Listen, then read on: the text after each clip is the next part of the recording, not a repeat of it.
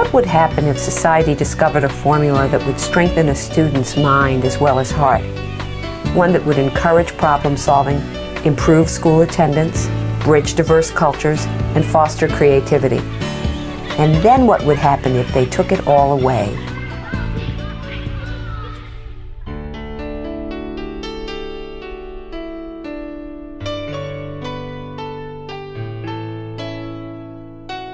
I'm Anna DeVere Smith. I'm an actress, a writer, and a teacher. It's hard to believe, but that's exactly what happened to New York City in the 1970s. This is the story of how the children of New York City lost the arts in their schools, and of the pioneering work done by the Center for Arts Education to bring it back. Until the 1970s, New York City's arts education programs were among the best in the world. Visual arts, theater, and music were an integral part of the school curriculum.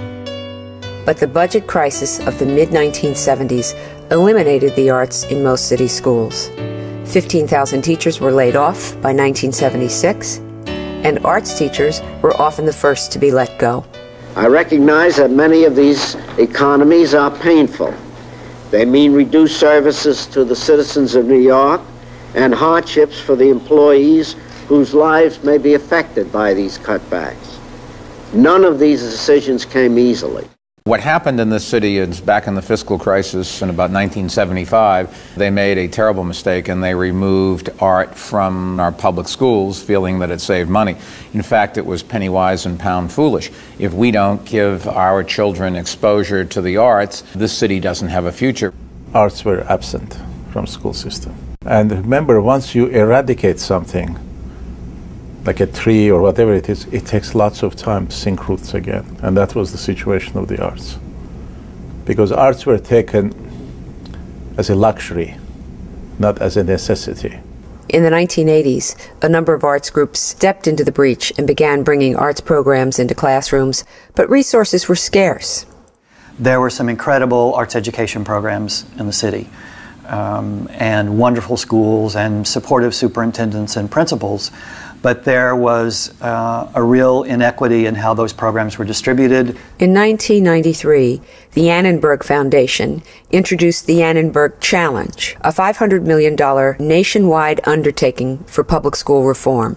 In New York City, the challenge included an initiative to revitalize arts education in the public schools. The foundation pledged $12 million, provided that public and private donors could raise another $24 million. Our grant then became accepted as an initiation, practically, of reintroduction of arts into a school system. The foundation of the proposal was the notion that the teachers' union and the Board of Education and the Department of Cultural Affairs would all take a role in creating a Center for Arts Education. In order to apply for what became known as the Annenberg Grants, schools had to partner with a cultural or community organization or a university and present a plan to establish arts programming organized around 5 guiding principles. The goal was to restore, stimulate, and sustain quality arts education as an essential part of every child's education in the New York City public schools. It was an exciting time. It was a little bit chaotic. We had to build an organization, develop a board, do long-range planning, accept the proposals, and get the first round of grants out within about the first 3 months. More than 500 schools applied for the first and second round of the Annenberg Grants. 61 grants were awarded between 1997 and 1998. In 1994, Brooklyn's PS 156 had been in danger of being closed by the state as a result of chronic low performance. As part of the school revitalization, administrators were determined to make the arts an integral part of the curriculum. In 1998, it was one of the 24 schools to receive a CAE partnership grant. We needed something to improve the scores. We were floundering at that point. And we got a new principal named Martha Torres. She had a vision, and her vision was, why don't we try the arts to increase scores, to bring the staff together, to start something new, something that the school had never done before. Tango rhythm in flamenco, coming from Spain, and tangos, which now is used in ballroom dance, coming from Argentina. Before, we had the children and their experience was so limited that their writing was limited. Now they were writing about their dancing. They were writing poetry about their experiences at the opera. Their reading was connected to things that they were doing, things that were more tangible. Our scores gradually started to improve. And over a period of a couple of years, we went up to, well, currently we are now at the 54th percentile. The cultural organizations have made it possible to implement these programs, and they've also made it possible to bring practicing artists into the schools. It's really sort of a perfect combination, taking that person from the outside, putting them into a school, and all of a sudden something happens to every one of the participants. It's one of the beautiful things about arts education.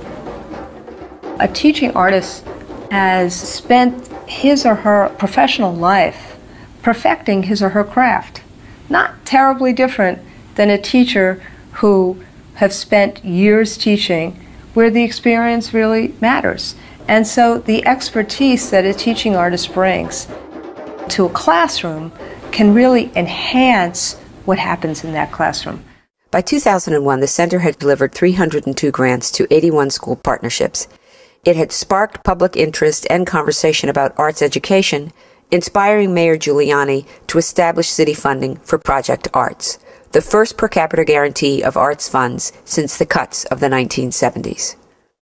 The arts environment in the city was improving, and we felt that there was an ability to deliver better and deeper programs because there was now more public support for arts education. There's starting to be a reintroduction of art and music specialists into the schools, and that the groundwork had been laid, and now we were ready for a second phase. But just as the center was unveiling its new plans, New York City and the world were left reeling in the wake of the 9/11 attacks. Partnering with the New York Times Company Foundation, the center distributed $2.7 million through the School Arts Rescue Initiative, designed to provide therapeutic arts experiences for students affected by the attacks. Today, as it moves into its second decade, the center is looking toward the future with a mix of new and established initiatives. The Parents as Arts Partners program demonstrates the value of arts education by providing quality arts activities for families to enjoy together. We have many children from Afghanistan, Pakistan, Iran, and Iraq. We decided that since we all get along and live well together, that this sculpture would represent really, our hearts and what this community is all about. This is a nice project because it's with the school and the parents get involved. It was so nice working with your hands. Leadership and Practice Awards support former partnership schools in sharing their success with others. The ability to work with the center has allowed us to have a sustained conversation over 5 or 6 years about what is the meaning of arts education, what's the purpose of arts education. That's not a didactic conversation. They're not telling us it should be like this, it should be like that, but it's a conversation about how do we carry out arts education in our school and in our context. The Career Development Program increases access to and awareness of careers in the arts by providing high school students with internship opportunities in New York City's $13.4 billion arts industry. These are kids who think that they want careers in the arts but don't know exactly what all the possibilities are, and so many lives have been changed by this program. To find out that I could do an internship was like amazing because I really didn't know. You know, when you're mentoring somebody, you want to guide them, but you really don't know what they're going to take away. So what's your first choice? Hunter? Hunter is my first choice. When do you find out? I found out already. You did? Yes. And? I'm going to Hunter. All right. Yay. Good. I'm so happy. People, I think, perceive that we've done our job, the arts are back, and that maybe the Center for Arts Education doesn't need to exist anymore. But it does need to exist for many reasons. If you go back for 1 second and think about our mission to ensure arts education for all students, grades K through 12, in the largest public school system in the world, you know how complicated everything is. And when you take a look at the kinds of changes that are taking place in this school system, and when you see that arts education is not on the table or part of the discussion as it should be, you know that there are tremendous challenges. The Center's strategic plan seeks to maintain the progress made over the past decade while extending the mission and message of arts education still further. We want to engage the public in these issues. We want to help people understand more about arts education. Why should you have arts education? What does it do for your student? What can you do to support your student or your child in arts education? It has to be viewed as pivotal to the school curriculum, pivotal to a child's education. Under Chancellor Joel Klein, the Department of Education unveiled its Blueprints for Teaching and Learning in the Arts. I'm very proud of the blueprints. I think they do show new and more effective ways to make sure there's great arts education in our schools, but also to get our school leaders and their teams thinking about coherence. Let's be honest with each other. For our kids in New York City, arts education is a critical component of their education. Schools aren't going to succeed without it. Since its founding in 1996, the Center for Arts Education has provided nearly $40 million to New York City public schools and cultural organizations. It has worked with more than 400 schools, 350 cultural organizations, 17,000 teachers, 50,000 parents, and 441,000 students in making the arts part of every education. But in a system of 1.1 million students, many have not yet been reached. We still have so many students who don't have the opportunity to have music, to have art, to have dance, theater, or other art forms as a regular part of their life. The next Beethoven may be in this system. The next Arthur Miller. We need to support them. We need to provide them with opportunities. We need to enrich their lives and have them enrich ours. You do have to learn to read, you do have to learn to write, you do have to learn arithmetic, but you also have to learn how to be a human being, and that's what art is really all about. Arts education has come a long way in the last decade, but the story doesn't stop there. Here are some ways that you can help make the arts a permanent part of every child's education. First, ask for more than just reading, writing, and arithmetic. Next, just say yes. Yes to giving kids the joy and challenge of expressing themselves. Remember the jobs. The arts prepare students to become knowledge workers. Successful players in this global economy are those who can act creatively and devise multiple solutions. Insist on active learning, learning that engages and connects your child with the world beyond the school walls. Speak up. Let your school leaders know that you support their efforts to identify and cultivate your child's special gifts. Share your talent. Let the folks at your school know what you can do. Whether you can sing, build, sew, tell a story, or lead a neighborhood walk. Capitalize on your community.